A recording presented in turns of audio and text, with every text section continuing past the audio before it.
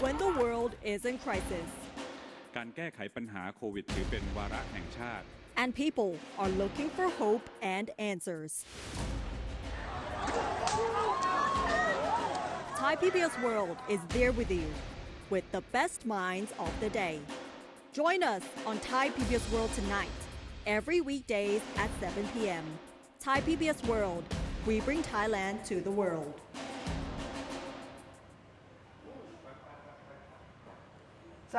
Very good evening and welcome to our 7 o'clock news, Thai PBS World Tonight. I am Natha Gomonwarin. Good evening, I'm Nad Bunag. Yes, good Nat, and in the move to try to crack down all the political activists, which has been going on for about a month of their series of protests, today the police issue warrants on 8 suspects, but all of them has been released on bail. At the same time, Thailand has found 7 new cases of COVID-19 with 19 new recoveries. Yeah, so let's start it with the political activists.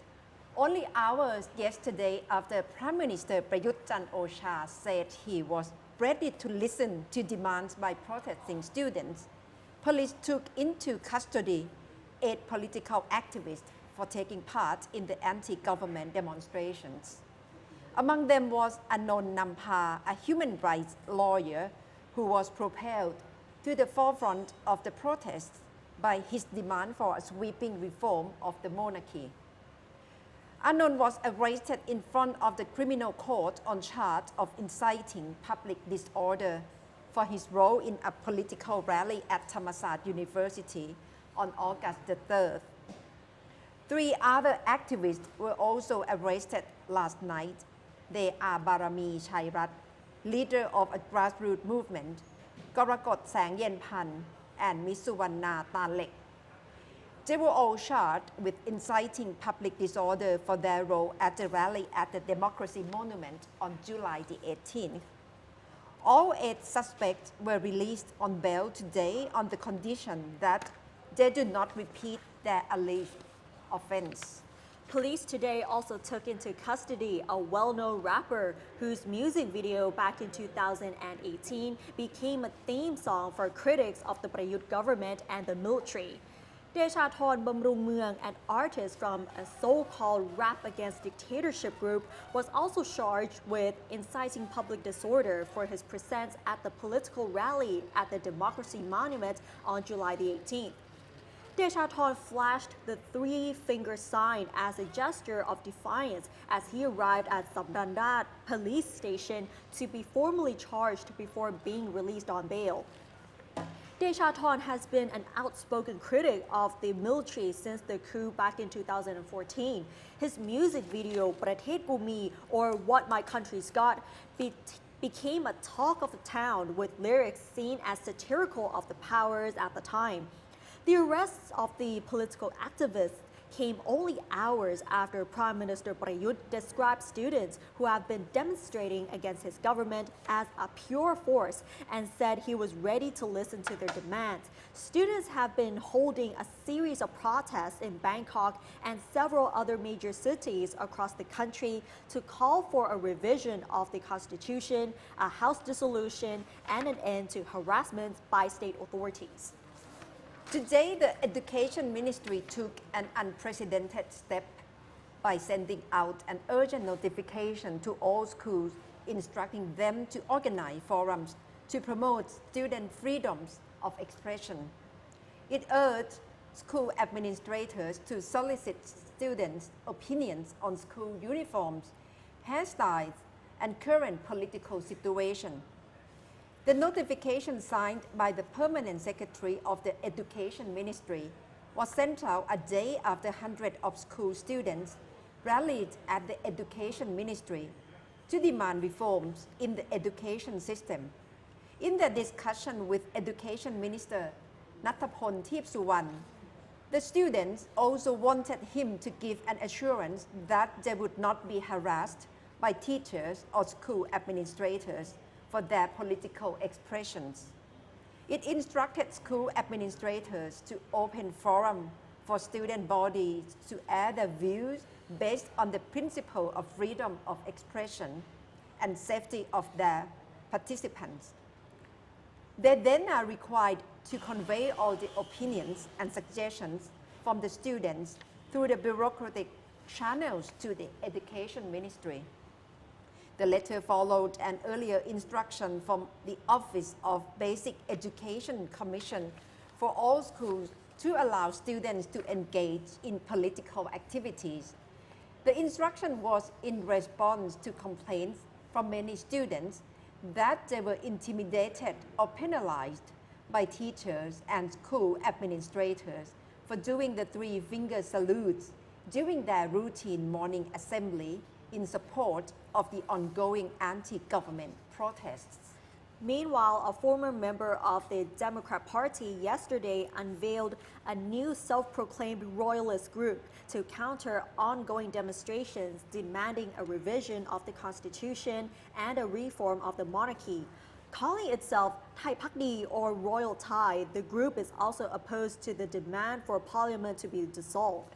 Leading the group is Warongdet Kitwikrom, a former MP of the Democrat Party who played a leading role in exposing corruption in the rice pledging scheme of the Yingluck government.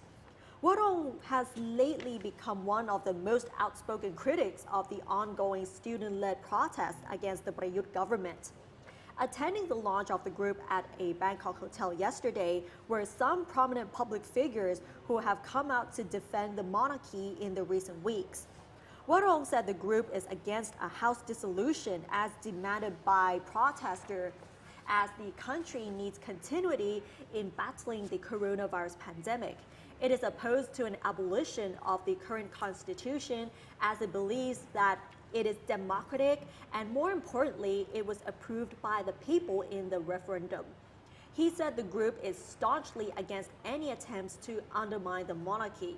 So that is the latest on the activists that were involved with the recent student protests that were going on in Bangkok. Yes, and all 8 suspects were finally released on bail today after the issue of arrest warrant have been issued. But to talk about political activists, Kunat, especially the young generation, we can see there are 3 people, there are 3 leading activists who coming out to opening up the taboo on the issue of monarchy to be discussed, probably for the first time in Thai public. So now let's take a look and get to know the 3 activists. In the eyes of pro-royalists, Anon Nampa Panasaya Siddhi Jirawattanagun and Parit Chiwarak are trying to abolish the monarchy. But for fellow anti-establishment protesters, they are heroes. The 3 have become leading voices in the ongoing student-led protests, calling for reform of the monarchy, a move seen as breaking deeply entrenched taboos in Thailand. Their open challenge puts them at risk of arrest for lese majesty, the penalty for which is up to 15 years in prison. So far, none of them has been charged with violating the draconian law. Thai PBS World's political desk looks into the trio's backgrounds, thoughts, and what they want. So let's start with Anon Nampa, the lawyer who lifted the veil. At an anti-government demonstration dubbed Harry Potter versus You Know Who, or He Who Must Not Be Named, held at Bangkok's Democracy Monument on August the 3rd, the activist delivered an almost unprecedented public speech on the role of Thailand's monarchy. Amid protesters dressed as characters from J.K. Rowling's stories, the 35-year-old speaker took the stage and called for the power of the monarchy to be curbed. He claimed legislation issued by the post-coup Prayut government had given the monarch a free hand to manage the crown's property. An emergency decree issued at the time has also transferred to military units under His Majesty the King's direct supervision. Anon Nampa stressed he was seeking reform of the constitutional monarchy, not its abolition. 4 days later, he was arrested on charges of sedition and breaching emergency law at a different rally on 18th of July. Bailed on condition that he does not repeat the same offenses, Anon continued to make the same calls for monarchy reform at 3 rallies. We dream of a monarchy that coexists with democracy, Anon said to cheers from a crowd of more than 10,000 people at the Democracy Monument last Sunday, Thailand's biggest protest in years, which we will keep dreaming. We must achieve this within our generation. Anon Nampa was born to a family of rice farmers in Roi Et's Thung Khao Luang district and graduated in law from Ramkhamhaeng University. Anon also aided Thai lawyers for human rights in several lèse majesty and human rights related cases following the military coup of May 22, 2014. The lawyer stepped up his political activism after the 2014 coup, co-founding the Resistance Citizen Group in 2015 and joining the Democracy Restoration Group campaigning for the return of elections. In his spare time, Anon writes poetry. Much of it is politically inspired and posts this on his own Facebook account. The second one, Panasaya Sittijira Wattanagun, the girl with the 10-point manifesto. Why Anon was the first person to publicly break the taboo, Panasaya Sittijira Wattanagun is responsible for driving the monarchy debate forward. In her closing statement at a rally last week, Panasaya called for change in the role of Thailand's royal institution. The girl in the red blouse stepped into the national spotlight at a demonstration titled Thammasat Will Not Tolerate at the university's Rangsit campus on August the 10th and read out 10-point manifesto for monarchy reform. Initiated by a group called the United Front of Thammasat and Demonstration, the 10 demands include scrapping the lèse majesty law, reducing public spending on the royal family, and abolishing the Privy Council, King's advisors, along with other unnecessary units. Unlike Anon, Panasaya or Rung, as she is known to friends, is a new face among rally leaders. The 21-year-old is spokesperson for the Student Union of Thailand, SUT, and is studying at Thammasat Faculty of Sociology and Anthropology. She first emerged in early June when she faced an arrest warrant for violating the COVID-19 emergency law by participating in an SUT-led protest over the disappearance of Vancharam Satsaksit, a Thai activist abducted by unknown assailants in Cambodia. As a teenager, Panasaya had little interest in politics, according to her own account. The turning point came while she was revising for her university entrance exams and discovered interesting points about Thai political history. Curious, she sought more knowledge from her father, a keen follower of the political situation. I know I am at risk of going to jail or being tortured or even dying, she said, but I don't think this is a time to be afraid anymore. Another person that people have been talking about is Paritchiwarak, or as also known as Penguin. He's the anti-establishment protest leader who had no chance to speak about the no-go topic on a rally stage. He first read about the 10-point manifesto last Saturday outside a court after being released on bail. The 22-year-old student activist had been arrested the day before and charged with sedition and breaking disease control laws for co-organizing a protest on 18th of July. My arrest must not be wasted. People must talk more publicly about the monarchy, he said after reciting the 10-point call for royal reform delivered at Thammasat Rangsit on 10th of August. So these are the key people who are involved with the protests. Yes, the 3 leading political activists who are actively participating in a series of protests at the moment. So that's the compilation by our political desk from the Thai PBS World. And we will try to bring you updated with all profile of political activists from every camp regarding a series of demonstrations which is going on the street right now in Thailand. And on US politics, Kunnat, it's on spotlight, especially this week with the Democratic Convention. It's third night in a row already. Definitely, it's already the third night of the Democratic conventions, and finally, Kamala Harris has finally accepted her nomination for vice president.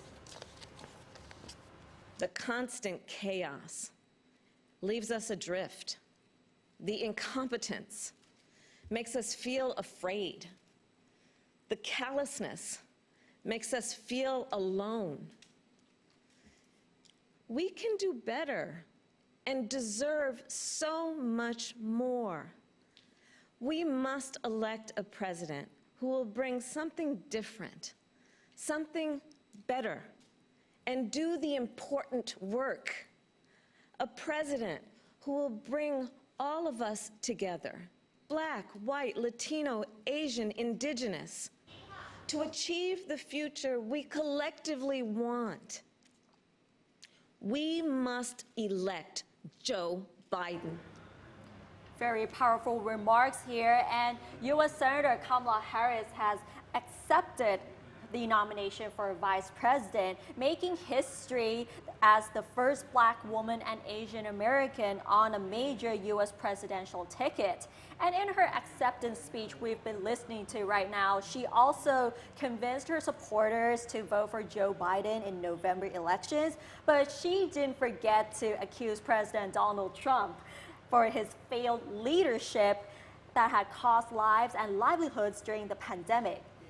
Another powerful speech we could hear is from former President Barack Obama, who also delivered his unusually sharp remarks against President Trump, saying that he hasn't grown into the job and used the power of his office only to help himself and his friends. For close to 4 years now, he has shown no interest in putting in the work, no interest in finding common ground, no interest in using the awesome power of his office to help anyone but himself and his friends. No interest in treating the presidency as anything but one more reality show that he can use to get the attention he craves. Donald Trump hasn't grown into the job because he can't. And the consequences of that failure are severe. On the other side of it, President Trump also posted a series of tweets questioning Kamala Harris's support for Joe Biden. And he even tweeted, but didn't she call him a racist? Didn't she say he was incompetent? And that was one of his tweets that was posted during the Democratic convention. And he also attacked former President Barack Obama, accusing him for spying on his campaign, and also got caught. On the third night of the conventions, there were many key speakers during the party convention. First up is Hillary Clinton, who used to be the presidential nominee back in 2016, who has urged the Americans to vote for Joe Biden. For 4 years, people have told me, I didn't realize how dangerous he was. I wish I could do it all over. Or worst, I should have voted. Look, this can't be another woulda, coulda, shoulda election. Remember back in 2016 when Trump asked, what do you have to lose? Well, now we know. Our health care, our jobs, our loved ones, our leadership in the world, and even our post office. But let's set our sights higher than getting one man out of the White House. Joe Biden and Kamala Harris are going to give us so much to vote for. Another key speaker is no other than House Speaker Nancy Pelosi, who has always been Trump's enemy. She convinced the supporters that Joe Biden is battle-tested, forward-looking, honest, and authentic, and he's the most suitable president that everyone needs right now. Another key speaker is U.S. Senator Elizabeth Warren, who also took this opportunity to highlight President Trump's failure at handling the pandemic, which led to an economic collapse, stating that his ignorance and incompetence has always been a danger to the United States. Another remarks we get to hear is Billie Eilish, who's an 18-year-old singer who will also be a first-time voter this year. She also spoke out against the president and made an impassioned plea for people to get out and cast their votes. One of the key quotes from Billie Eilish is that, "You don't need me to tell you things are a mess." And President Trump is just destroying our country and everything we care about. And what we need right now is a leader who will solve the problems such as climate change and COVID-19, as well as a leader who will fight against the systemic racism and inequality. And the only way to get him out of office is to vote for Joe Biden. Very colorful and lots of information indeed, especially the attack on President Trump. Everyone is ready to criticize President Trump with his failure on his leadership, and the only way to get him out of the office is to vote for Joe Biden and Kamala Harris. And the way he attacked back by using just his Twitter is very important. It's very interesting as well, because he doesn't need like the whole army of Republicans to respond to Democrats. Definitely. Yeah. And what about the other development of other stories, Kunat? And just so you know, these are the stories we've also been following. Thailand recorded 7 new cases of COVID-19 today. All of them are returnees from Egypt, Hong Kong, Singapore, and the United Arab Emirates. The new cases raised a total number of infections to 3,389, with 19 new recoveries and no new fatalities. About 20 police officers, including a police commissioner, have been found by a police fact-finding panel to be at fault over the mishandling of the Red Bull Air's hit-and-run case.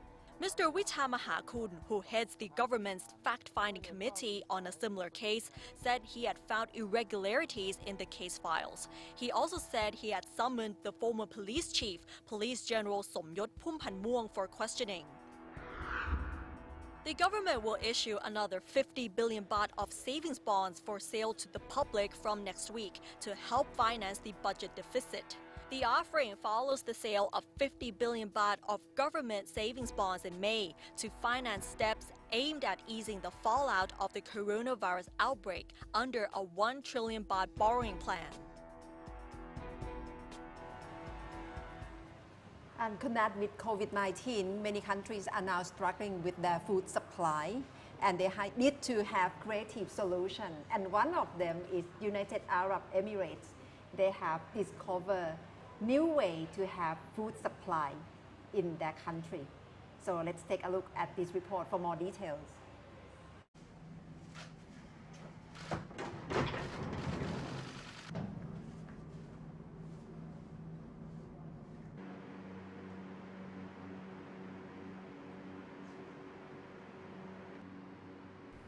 The coronavirus pandemic, which disrupted global supply chains, has focused attention on food security in the United Arab Emirates.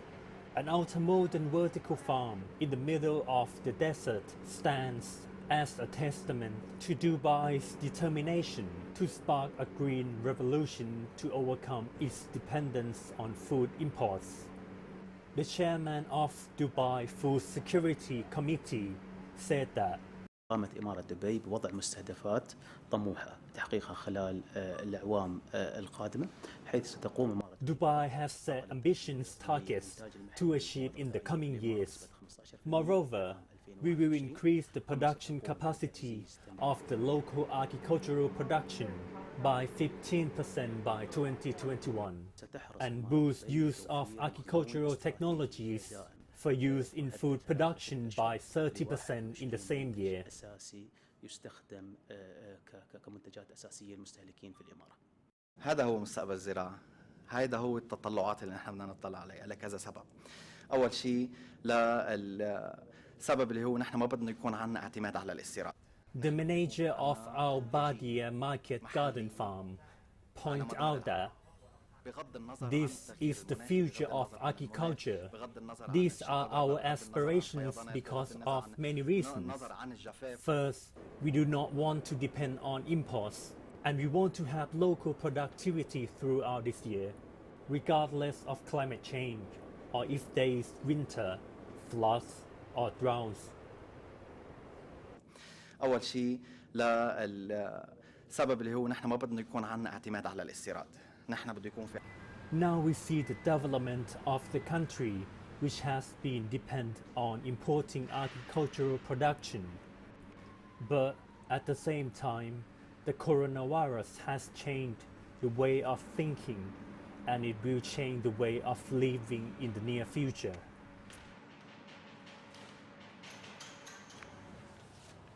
So that's how countries in desert like Dubai, United Arab Emirates are trying to solve their problem with food supply to have creative farm solution.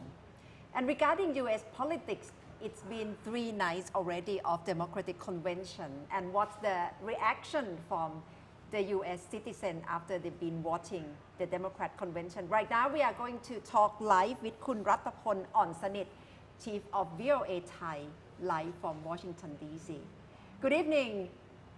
Good morning on your side, Kun Rattapon. Thank you very much for joining us. สวัสดีครับ Hi. So far for the 3 nights, how's the mark you like to give to the Democrat Party? So the Democrat Party has held DNC for the 3rd night, and the week progress, we have seen a clear message of the party that is building up to the top highlight of the DNC on Thursday, which is tonight in the US, and that is an acceptance speech from former Vice President Joe Biden. And we have seen many women are represented in this convention.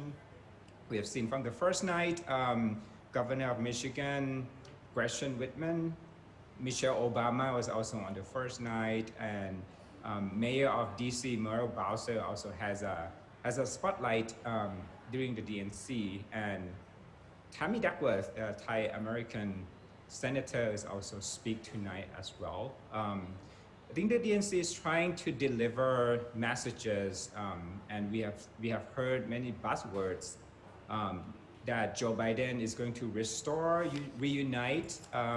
He'll be a moral authority. They talk about his experience, integrity, and empathy.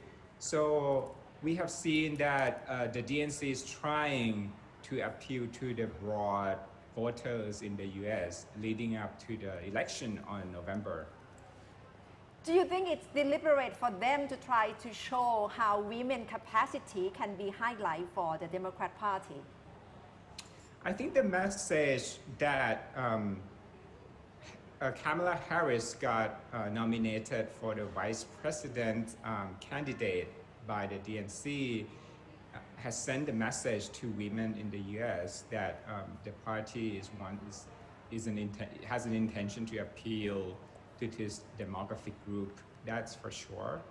And also, at the same time, from the GOP camp, President Donald Trump also appealed to women as well. This week, he pardoned a woman in the US history who tried to, who in the past broke the law to vote over 140 years ago when there was a movement for women's right to vote. And President Trump pardoned this woman, Susan Anthony, and he said that this woman should be pardoned from what she did in the past, and she was an iconic figure for women's rights in the US. And so far, from your observation, what's the feedback from Americans in general toward the Democratic Convention? Yeah, I think the enthusiasm in the US may be reflected by the audience of people who are tuning to this DNC broadcast. And according to Nelson, there's about 19 million people watch it on TV, and that compared to over 26 million or about 26 million when the Democrat hold national convention 4 years ago when Hillary Clinton was nominated. So it's less than 4 years ago, but Biden campaign said that about 10 million people tuned to the program online, which is what makes this DNC different from other DNCs because of the COVID-19, and most of the events are held virtually. We noticed that all of the key speakers were ready to blame President Trump for their failure in handling the pandemic and other issues. Are these remarks expected from you or from the people? The first night we have heard that people try to lay out what are the important issues, and COVID-19 was among the topics that were mentioned on the first night on Monday, and as well as the issues of social justice. We have Brothers of George Floyd talk on Monday as well, and the criticism for Donald Trump, we have seen more last night when former President Obama took the stage. He broadcast from American Museum of Revolution in Philadelphia, and former President Obama seems to departed from the tradition of being above the fray. He direct the criticism to Donald Trump about his readiness to handle big issues like COVID-19. Yeah. Kun Ratapon, with the convention, Democratic Convention, is quite unusual because this is the first time that they do it online.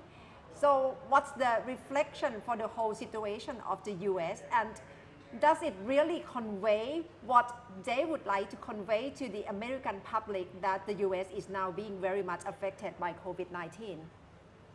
That is a very good point. We have seen that a lot of people who join the convention are very careful, including reporters. We have seen that some reporters are actually in Delaware where former Vice President Joe Biden and his family were there. And also during the COVID-19, a lot of issues about public health policy were mentioned during this convention. So American people are very much aware of this crisis, and they're very careful about that. The numbers now are quite alarming. Over 5 million people are infected, and as for the death, it's over 170,000 people. And do you think that COVID-19 will shake up sentiment of Americans, and then they will support the Democrat more than President Trump and Republican Party? That remains to be seen. According to the Pew Research, COVID-19 is a big issue for American people, but number one at the top of Americans' mind, according to Pew Research this month, is economic issue, followed by healthcare. The Supreme Court choice is number 3. COVID-19 is number 4. And violent crime is number 5. So although the issue is fresh and the issue of COVID-19 make news headlines, is not number 1 according to this poll in American people's minds. So let's say if Biden wins the election, what would be the first thing that the new administration would do to clean up the mess that the Trump administration did? National agendas, I think COVID-19 would still be an issue in November, December, and January. If former Vice President Joe Biden win the election, at that time, there would be an issue of distributing vaccines, if there's one by then. But Dr. Anthony Fauci of NIH has said that he expects that the vaccine should be available around that time. So I think that would be a top agenda of whoever wins the election would have to take the COVID-19 as one of the top priorities. And Kun Ratapon, in the past 3 nights, you must be following the speech by each speaker very, very closely. Who has given the most touching speech for you in the DNC? The longest speech so far has been former President Barack Obama last night from Philadelphia. And as I said earlier, he broke from the tradition that usually ex-presidents try to be more conciliatory and kind of avoid saying anything negative to the current administration. So President Obama made a statement about the leadership of Joe Biden because they have worked together for 8 years in the White House. And he said that, you know, big decisions that he made has Joe Biden along his side. Also, when President Obama made that statement last night, President Trump also tweeted that why, you know, questioning why Obama waited a long time before endorsing Joe Biden. And earlier this week, when Michelle Obama talked about Joe Biden, President Trump also responded that if it were not Barack Obama, he would not be in the White House right now. And President Trump said that, and he's proud about his achievement in strengthening American economy. Yeah.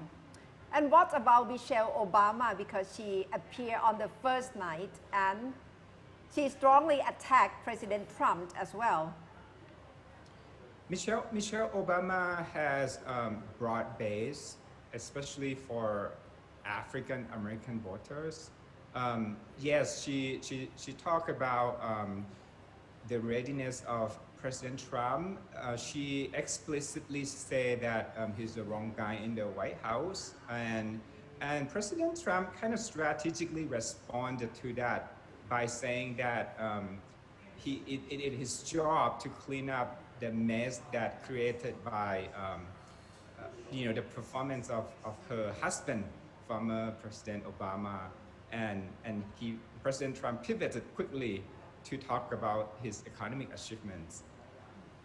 And next week will be the Republicans' turn. So what will be the main issues that are likely to be addressed at their conventions next week? RNC is planning, it is in the stage of creating a lineup of speakers. So far we have seen definitely President Trump would take an acceptance speech, and it's most likely that he will broadcast live from the White House, and that is a controversial choice because it's a government property, and RNC is a political event. Other people who are expected to speak include Vice President Mike Pence and Ivanka Trump and Donald Trump Jr. Are expected to be among the speakers at RNC. But how could RNC arrange to have the convention in traditional way of having real people meeting, unlike the Democrats would have it online? Yeah, RNC would be in a limited fashion as well. We will see a clearer picture maybe later this week. From what we learned and have seen during the DNC, we have seen that a majority of activities are online. Usually we see hundreds of thousands of people coming to the convention, and there's a lot of energy you know, from the crowd. Without that, you know, the organizer has to be creative. For example, you have the benefit of controlling time, you have the benefit of carefully plan the speeches. You know, some of the speakers at DNC who are known to be loquacious, taking a long time to speak, like former President Bill Clinton now, this week we saw him send a clip, talking about Joe Biden. So this kind of format, I think, set the stage for the future big convention if COVID-19 is still around. And Kun Ratapon, was it a surprise for you to see Cindy McCain and Colin Powell cross the party line to support Joe Biden? Yeah.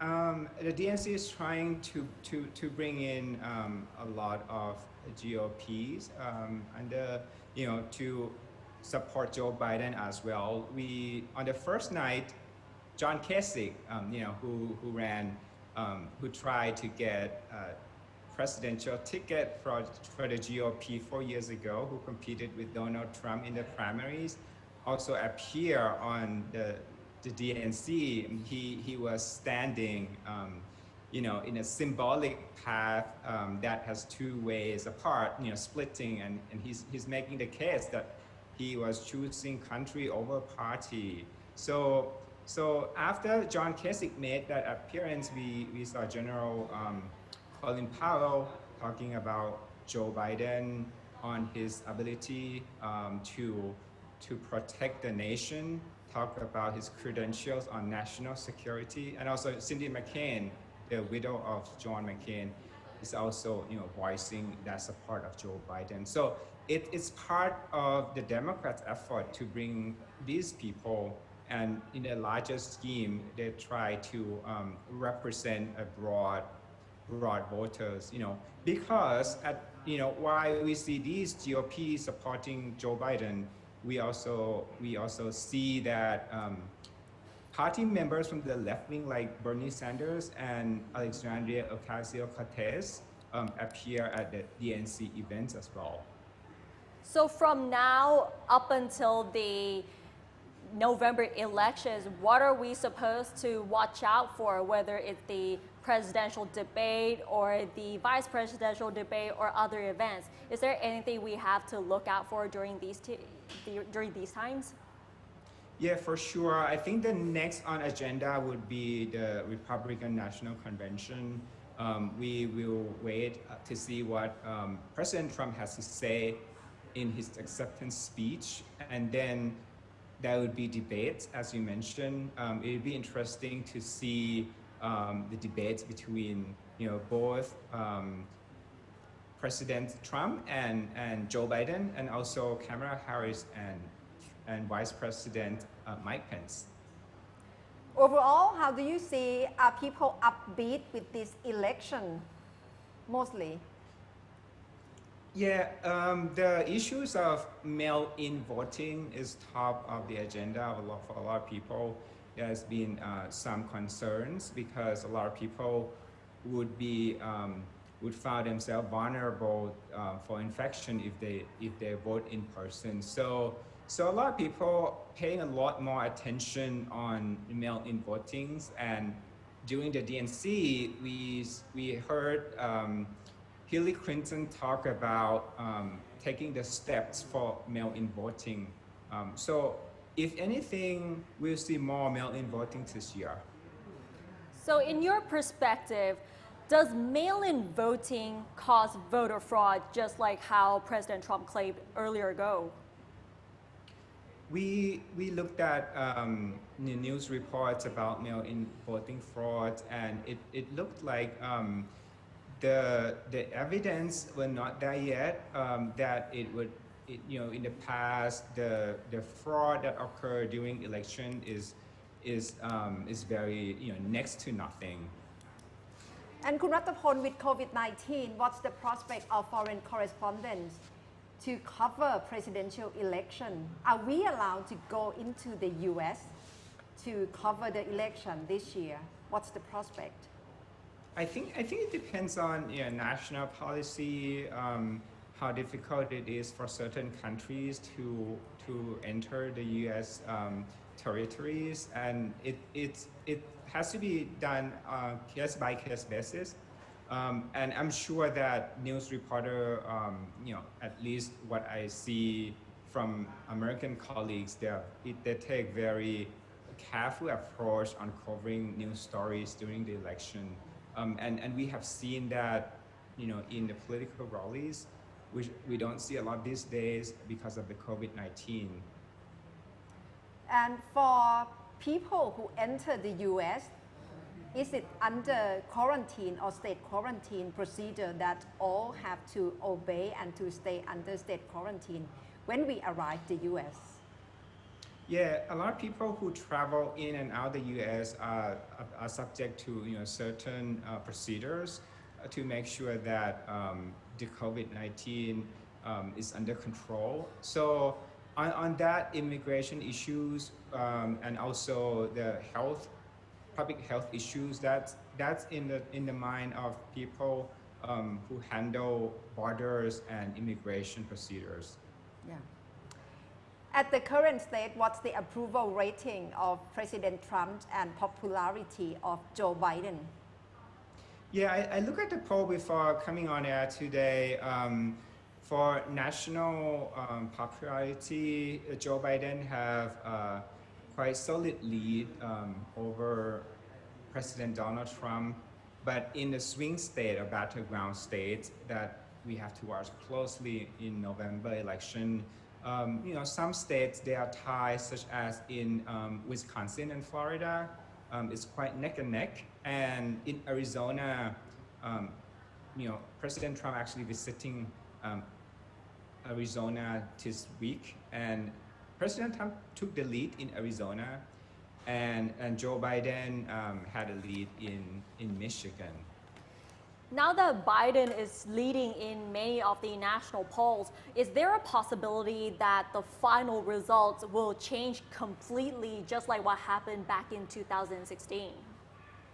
Yeah, I think the usefulness of poll is that it's a snapshot of the moment. Like if they are going to vote, if the people are going to vote today, what would be the result? And we have seen that in the past, when Hillary Clinton seems to have big leads and she ended up losing electoral votes, although she has 3 million people over Donald Trump in terms of popular votes. So I think when we look at poll, it's just under assumption that if people go out and vote today, what the result might be. But there are 75 days before November the 3rd. That's election day. So a lot of things could change. So when Hillary Clinton mentioned during the DNC that Joe and Kamala can win by 3 million votes and still lose the election, can you explain why that is for those who are still confused with the process?